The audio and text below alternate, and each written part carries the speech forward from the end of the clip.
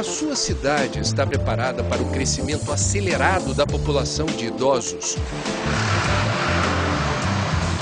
O fenômeno é mundial e alcança também o Brasil.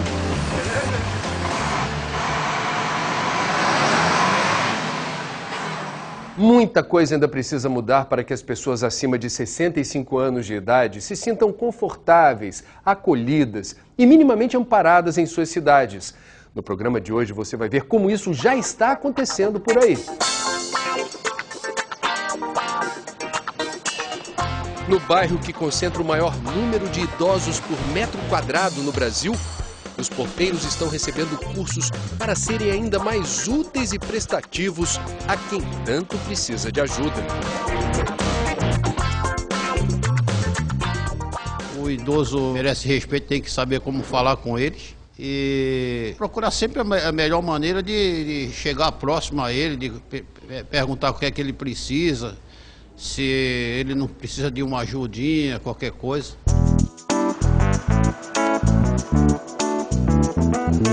Mais de 12 milhões de clientes do INSS têm idade acima de 65 anos. O que foi feito para eliminar as filas e agilizar o atendimento de aposentados e pensionistas? Nós temos uma rede bastante extensa, de mais de 1.300 unidades, e todas elas estão sendo adaptadas, mais de 50% da rede já está adaptada às necessidades das pessoas idosas, portadoras de deficiência.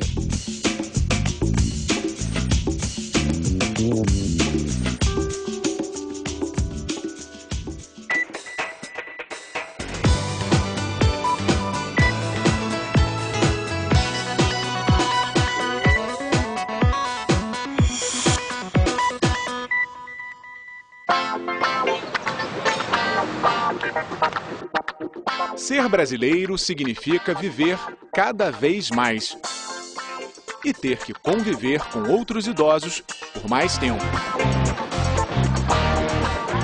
Esse fenômeno de envelhecimento da população brasileira, ele veio para ficar? Ele veio para ficar e vai durar bastante tempo. As forças que regem a dinâmica demográfica, elas estão muito bem caracterizadas no sentido de fazer com que a população brasileira não apenas envelheça, mas a partir de metade da década de 30, ela passe a diminuir. Então nós vamos ter um número grande de idosos e uma percentagem, ou seja, o tamanho relativo do grupo de idosos no total da população tende a crescer. Daqui mais ou menos 30, 40 anos, nós vamos ter aproximadamente 30% da população será de idosos, ou seja, de cada 10 indivíduos, 3 serão idosos.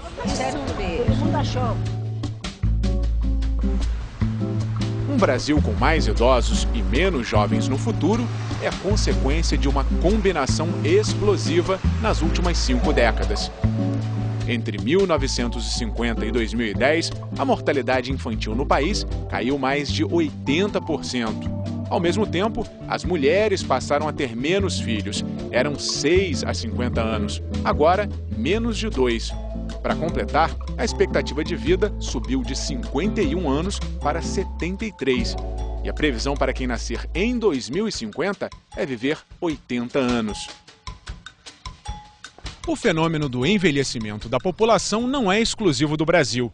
De acordo com as Nações Unidas, por volta de 2045, o número de idosos no mundo vai ultrapassar o das crianças pela primeira vez na história. A diferença aqui no país é o ritmo com que essa transformação está acontecendo.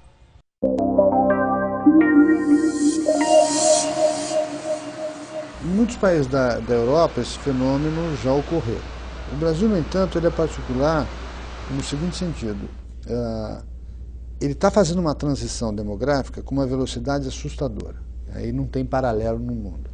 E segundo, ele saiu de um patamar de juventude muito baixo e vai passar a ser, nos próximos 40 anos, o país mais velho da América Latina, em termos de composição etária.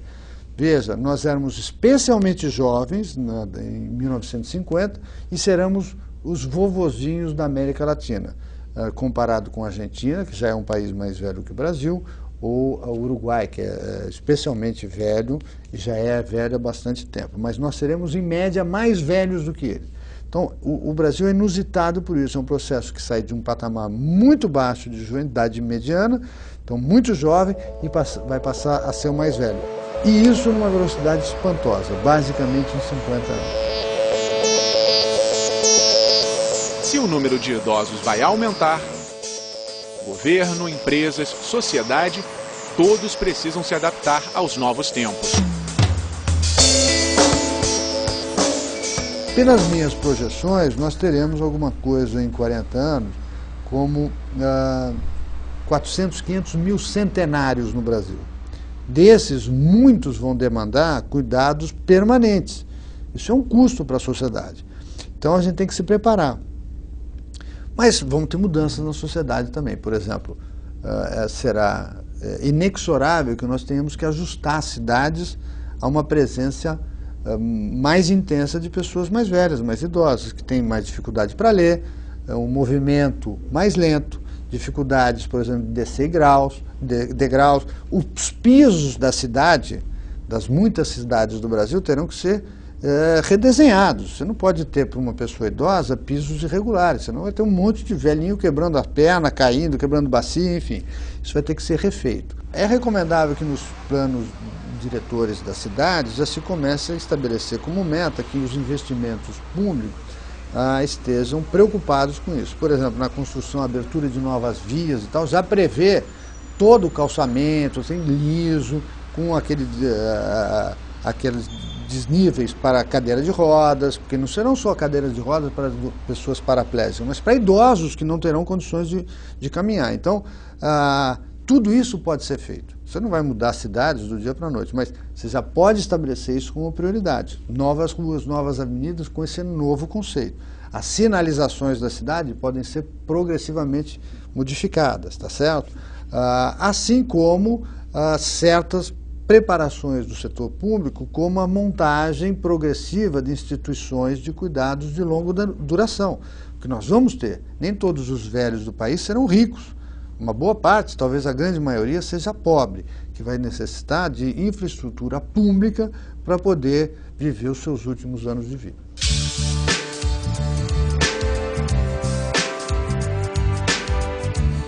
Copacabana é a capital da terceira idade no Brasil. O bairro da Zona Sul do Rio concentra o maior número de idosos por metro quadrado do país. A situação financeira, para os padrões brasileiros, é boa. Para atender a essa turma bronzeada que frequenta a praia, adora viajar e namorar, há um número cada vez maior de serviços especiais só para eles. São cursos de informática gratuitos. Ele vai usar a tela toda para você poder ver. Concorridos bailes da terceira idade, espaços reservados para jogos de peteca, o carteado. E é justamente em Copacabana que um projeto piloto está capacitando os porteiros a atender melhor as pessoas de mais idade. Para começarem ou continuarem adaptando, para melhorar o acesso ao prédio. Isso porque eles foram considerados, pelos próprios idosos, os melhores amigos deles, de acordo com uma pesquisa feita por uma seguradora de saúde. Nas aulas, os porteiros recebem uma lista de pontos que podem facilitar ou dificultar a vida dos idosos nos prédios. Por exemplo, eles verificam se há obstáculos na calçada, se os tapetes estão bem fixados, se as escadas têm corrimão e se a iluminação é adequada. Bateu com o rosto na porta de vidro. Lembra que a gente falou sobre isso? Assim como ela, outras pessoas já bateram nessa porta. Esse problema poderia ser resolvido com uma faixa de sinalização que deixasse a porta mais visível a todos. Pior é quando o sol está forte. Aí, até mesmo eu tenho dificuldades. Uma das melhores maneiras de saber como ajudar um idoso é se passando por ele. Todas as dinâmicas, elas se propõem que os porteiros se coloquem no lugar do idoso. Então, estratégias simples como um óculos com a lente fora do foco, pesos no braço, nas pernas, para que eles possam sentir o peso da idade, feijão no sapato para que eles tenham dificuldade de locomoção, tudo isso para que ele possa perceber como é difícil muitas vezes, que é ações simples, cotidianas, e que ele possa ajudar a apoiar os idosos no seu cotidiano, na realidade dele do prédio, porque também o idoso, ele também quer ter a liberdade de ir e vir. No momento não é do porteiro ficar cerceando também seus movimentos, mas sim apoiando quando necessário. As aulas estão ajudando novatos como Paulo Ricardo, de 25 anos, e apenas 7 meses de profissão.